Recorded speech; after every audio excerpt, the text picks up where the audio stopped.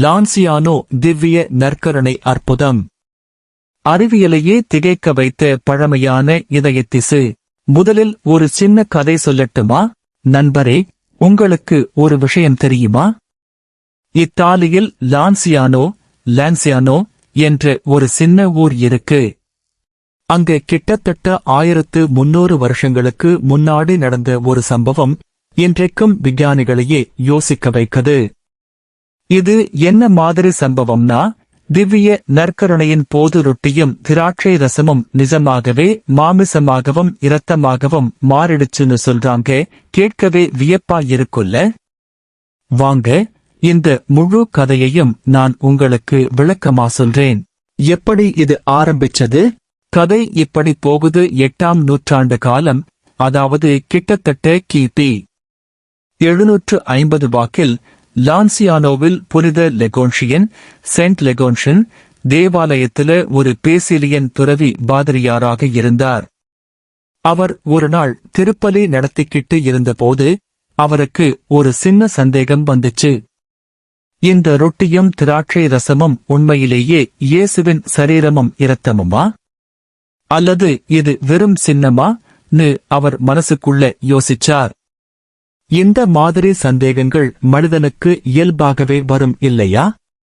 ஆனா அந்த தருணத்துலேயே அவர் திருப்பலியின் "இது என் சரீரம், இது என் இரத்தம்" எனும் புனித வார்த்தைகளை சொன்னதும் அவர் கண்முன்னாடியே அந்த ரொட்டி உண்மையான மாமிசமா மாறிடுச்சு, திராட்சை ரசம் நிஜ இரத்தமா மாறிடுச்சு. அந்த பாதிரியார் என்ன பயந்திருப்பாரு, என்ன ஆச்சரியப்பட்டிருப்பாருன்னு நாம கற்பனை பண்ணிக்கலாம்தான். பொதுவா இரத்தம் என்றால் கொஞ்ச நேரத்துல உறையுதுதானே? இங்கேயும் அப்படியே நடந்துச்சு. அந்த இரத்தம் உறைஞ்சு 5 சின்ன உருண்டைகளா மாறிடுச்சு. விசேஷம் என்னன்னா, அந்த 5 உருண்டைகளும் எடையில வேறுபட்டு இருந்தாலும், எப்போ வேணும்னாலும் நீங்க அதை எடுத்து தூக்கினாலும் அத்தனையும் ஒரே எடையா இருக்கும். இது இன்னைக்கும் விளக்கம் கிடைக்காத ஒரு புதிராகவே இருக்கு. நூற்றாண்டுகள் கடந்தும் அழியாத அற்புதம். இப்போ நீங்க கேட்கலாம், இவ்ளோ வருஷம் ஆனா இது இன்னும் இருக்கா?ன்னு. ஆமா, நம்ப முடியாத விஷயம்தான். இந்த மாமிசமும் இரத்தமும் இன்று வரை அந்த லான்சியானோ தேவாலயத்திலேயே பாதுகாக்கப்பட்டு இருக்கு. 1574ஆம் ஆண்டு முதல் திருச்சபை இதை பற்றி முறையா ஆவணப்படுத்த ஆரம்பிச்சிடுச்சு. அதுக்கு பிறகு பல தலைமுறை ஆயர்களும் ஆராய்ச்சியாளர்களும் இதை பரிசோதிச்சிருக்காங்க. விஞ்ஞானம் என்ன சொல்லுது? இங்குதான் கதை இன்னும் சுவாரஸ்யமா ஆகுது. 1970ஆம் ஆண்டு லான்சியானோவின் ஆயர் ரோமின் அனுமதியோட இந்த திசுவை நவீன விஞ்ஞான முறையில் ஆராய்ச்சி செய்ய சொல்லி கேட்டுக்கிட்டார். இந்த வேலையை ஒப்படைச்சது யாருக்குனா, டாக்டர் உடோர்டோ லினோலி என்ற பேராசிரியருக்கு. இவர் ஒரு சாதாரண டாக்டர் இல்ல, அரசு மருத்துவமனையில் நோயியல் ஆய்வுக்கூட தலைவரா இருந்தவர். அனாட்டமி, ஹிஸ்டாலஜி, கிளினிக்கல் மைக்ரோஸ்கோபி எல்லாத்திலையும் நிபுணர். லினோலி என்ன கண்டுபிடிச்சாருனா, கேளுங்க, அது நிஜமான மனித மாமிசம்தான், அதுவும் இதயத்திசு. கார்டியாக் டிஷ்யூ, மையோகார்டியம் இதயத்தின் தசைப்பகுதி மற்றும் எண்டோகார்டியம் இதயத்தின் உள்வரிப்படலம் அமைப்பையே அது கொண்டிருந்துச்சு. அது நிஜமான மனித இரத்தம்தான், அவ்வகை இரத்தம். ஆச்சரியப்படும் விஷயம் என்னன்னா, அதுல எந்த பாதுகாப்பு இரசாயனமும் இல்லை. சாதாரணமா ஒரு உடலை பல நூறாண்டுகள் பாதுகாக்கணும்னா ஏதாவது இரசாயனம் பயன்படுத்தணும் தானே? இங்க அது ஒண்ணுமே இல்லாம இந்த திசு அப்படியே பாதுகாக்கப்பட்டு இருந்துச்சு. இது எப்படி சாத்தியம்னு டாக்டர் லினோலியே ஆச்சரியப்பட்டாராம். இது மட்டுமில்ல, 1973ஆம் ஆண்டு உலக சுகாதார நிறுவனம் இதை இன்னும் ஆழமா சரிபார்க்க ஒரு தனி விஞ்ஞான குழுவையே அமைச்சது. அவங்க 15 மாசம் நேரம் எடுத்து சுமார் 500 பரிசோதனைகள் பண்ணினாங்க. கடைசியில அவங்களும் என்ன முடிவுக்கு வந்தாங்கன்னா, டாக்டர் லினோலி சொன்னதுதான் சரி.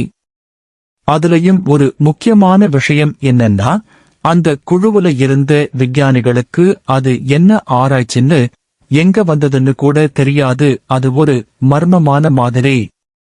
மிஸ்ட்ரி சாம்பிள் மாதிரி மட்டும்தான் அவங்களுக்கு கொடுக்கப்பட்டுச்சு. அப்படியும் அவங்க முடிவு லினோலியோட முடிவோட ஒத்துப்போச்சு. பின்னாடி 1981 ஆண்டு இந்த அற்புதம் நடந்து 10வது ஆண்டு நினைவு தினத்தை முன்னிட்டு டாக்டர் ரூஜரோ பெர்டெல்லி என்ற இன்னொரு விஞ்ஞானி மறுபடியும் இந்த திசுவை பரிசோதிச்சார். அவரும் அதே முடிவுகளை உறுதிப்படுத்தினார். சந்தேகம் கொள்வோர் என்ன சொல்றாங்க?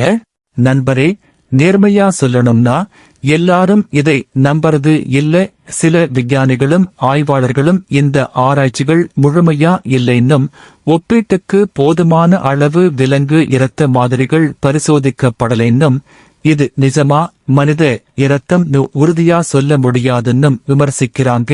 உதாரணமா, நோயெதிர்ப்பியல் நிபுணரான டாக்டர் கெல்லி கியர்ஸ் போன்றவங்க லினோலியோட முடிவுகள்ல சில அறிவியல் குறைபாடுகள் இருக்குன்னு சுட்டிக்காட்டியிருக்காங்க.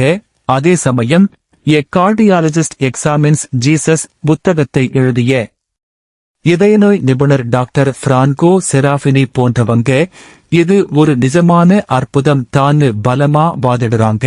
அப்படியே மற்ற பல நற்கருணை அற்புதங்கள் குறித்த சமீபத்திய ஆய்வுகள் சில சமயங்களில் பாக்டீரியா அல்லது பூஞ்சை காரணமா ரொட்டியில சிவப்பு நிற கரைகள் ஏற்படலாம் காட்டியிருக்கு. ஆகவே இது ஒரு விவாதத்திற்குரிய, முழுமையா முடிவெடுக்க முடியாத விஷயமா இன்றும் இருக்குன்னு சொல்லலாம். இது ஏன் இவ்வளவு முக்கியம்? இப்போ நீங்க யோசிக்கலாம், இதனால என்ன பிரயோஜனம்? கத்தோலிக்க விசுவாசிகளுக்கு லான்சியானோ அற்புதம் ரொம்ப முக்கியமான விஷயம். ஏன்னா இது திவ்ய நற்கருணையில் இயேசு நிஜமாகவே இருக்கார் என்ற விசுவாசத்தை உறுதிப்படுத்தும் ஒரு அடையாளமா அவங்க பார்க்காங்க. உலகம் முழுவதிலிருந்தும் யாத்ரீகர்கள் இந்த சின்ன ஊருக்கு வந்து அந்த மாமிசத்தையும் இரத்தத்தையும் நேரடியா பார்த்து தங்கள் விசுவாசத்தை வலுப்படுத்திக்கிறாங்க.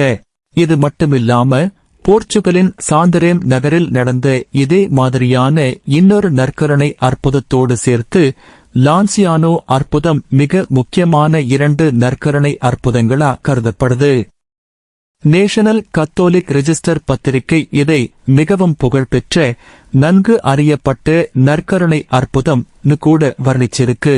முடிக்கிற முன்னாடி நண்பரே, லான்சியானோ அற்புதம் நமக்கு ஒரு விஷயத்தை யோசிக்க வைக்குது. விஞ்ஞானமும் விசுவாசமும் எப்போவுமே ஒன்றுக்கொன்று எதிரானது இல்ல.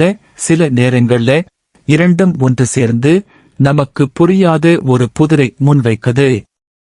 நீங்க இதை நம்பினாலும் நம்பாட்டியும் இது ஒரு விஷயத்தை நிரூபிக்கு கிட்டத்தட்ட 1300 வருஷங்களா ஒரு சின்ன ஊரின் தேவாலயத்துல இருக்கிற இந்த சின்ன திசு துண்டு இன்னும் மக்களை யோசிக்க வைக்குது, ஆராய்ச்சி பண்ண வைக்குது, விவாதிக்க வைக்குது. அதுவே அற்புதம்தானே? அடுத்த தடவை நீங்க இதை பத்தி யாரிடமாவது பேசும்போது லான்சியானோ ஒரு வார்த்தை சொன்னாலே போதும், அவங்களுக்கும் இந்த முழு கதையும் தெரியணும்னு ஆர்வம் வந்துடும். நிச்சயமா.